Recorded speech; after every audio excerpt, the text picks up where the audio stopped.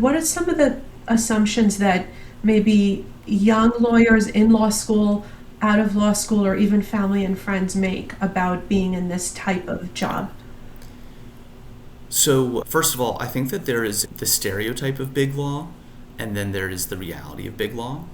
And the reality is that every firm is different.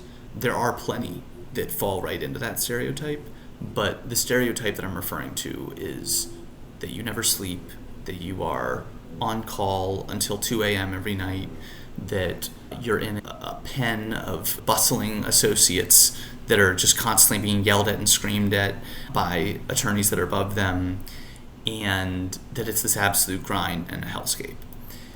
I think that that is definitely not the experience that I've had. I think that it is pretty rare for it to be that extreme. What I think does happen still is there are immense pressures placed on you as a big law associate.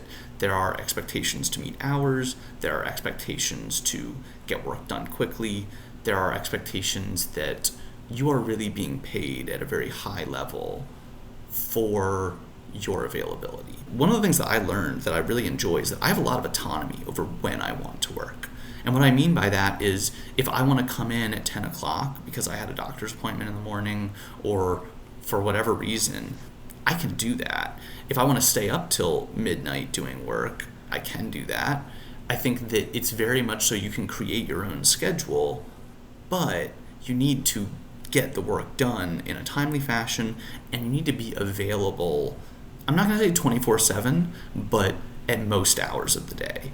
I've been very fortunate that the firm that I'm at, Kilpatrick, is really good in my view about not bothering people at nights and on the weekend. I'm very grateful to the experience that I've had so far. I think it's been very focused on developing me as an attorney, and I think that that's something that I do think is different among different firms. And for anyone that's looking at firms, it's something really worth looking at.